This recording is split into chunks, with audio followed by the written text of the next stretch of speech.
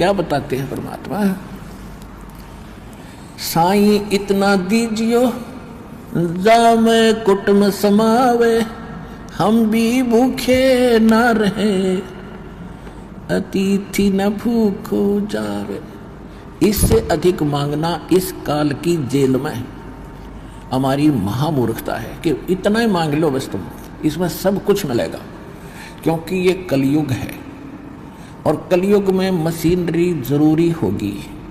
तो आप इतना ही मांगो जामे कुटुम समावे, यानी रिक्वायरमेंट ऑफ द फैमिली, परिवार की आवश्यकताएं, ये है जामे कुटुम समावे। और हम भी भूखे ना रहें और अतिथि न भूखा जाए।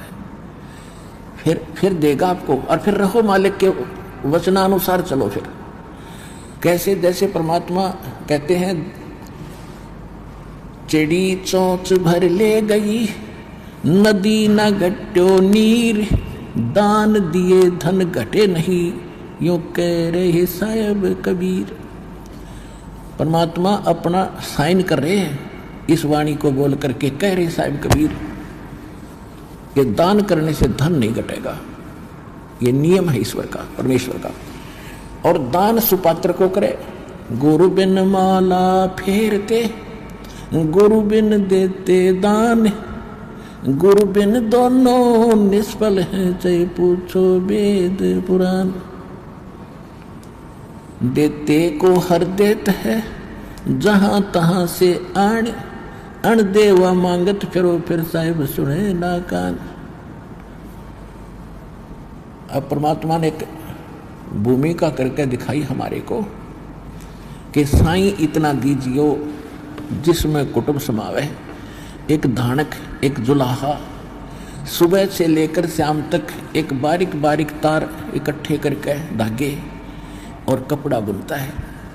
एक दिन में मुश्किल से भी 5 फुट 10 फुट बना पाता है, 5 फुट 4 फुट, और बहुत लंबा सैकड़ों फुट का तार वो थान बनाना पड़ता है। ताना बनाते थे, वो हफ्ते में पूरा होता। उसकी जो मेन ताना मालिक को मिलता, उसमें से अपने परिवार के लिए जो आवश्यक सामग्री थी, खाद्य पदार्थ लाते और शेष बच जाते, उसको सत्संग और भंडारा में लगाया करते थे। इस प्रकार परमात्मा हमें उदाहरण देते हैं कि इस लोक में आप भगवान की भक्ति अवश्य करो, पूर्ण संत से प्राप्त करके, फिर परमात्मा एक्शन में आएगा। और वैसे आप ये फार्मूले अपनाओगे तो सफल नहीं हो पाओगे, क्योंकि फिर आपके साथ काल रहेगा, ये मन है। और केवल वर्क डन मिलेगा आपको। यहाँ वर्क से भी अलग मिलेगा आपको, किस्मत से भी न्यारा देगा परमात्मा। क्योंकि हम परमात्मा से कुछ और मांग ही नहीं रहे, इतना ही मांगते कि हमारी भक्ति बनी रहे और हमें कोई आवश्यक वस्तु का अभाव ना हो, बस इतना सा। परमात्मा ने जो भक्ति करनी है तो भगत की तरफ रहना पड़ेगा, बुराइयों से भी बचना होगा और एक बहुत ही साधु भाव में रहना पड़ेगा, किसी की आत्मा नहीं दुखावे। ठीक है, आपको धीरे धीरे सेट होने में टाइम लगेगा। जैसा भी जिसका व्यवसाय है अब वर्तमान में, उसमें एक साधुता लाओ। जैसे कोई मजदूर है, सेवा कर रहा है किसी के, और भगत हो गया तो वो तन मन धन से सेवा करे उस मालिक के उसमें, क्योंकि वहां से उसने रोटी मिल रही है। और फिर परमात्मा ऐसी प्रेरणा करेगा उस मालिक के अंदर, देख भगत आदमी होते ऐसा हो भाई। कोई चीज पड़ी रहो घर में, उसके लिए मिट्टी समझे, चाहे पैसा हो, चाहे सोना हो, कुछ भी हो, अपनी मिली हुई 2 रोटी यानी दो दिहाड़ी मिलती है, उसमें संतोष सब्र करके देखा कितनी इज्जत बनेगी उसकी। ऐसे भले आदमी के घर में राम 19-21 कराएंगे सेवा में, मजदूरी में 21 काम कराया करेंगे भाई। तो इस तरह कितना अच्छा माहौल बनेगा। और हम जैसे मालिक तो समझता है कि न रुपये, गुरु बिन देते दान, गुरु बिन दोनों निष्फल हैं, चाहे पूछो वेद पुराण।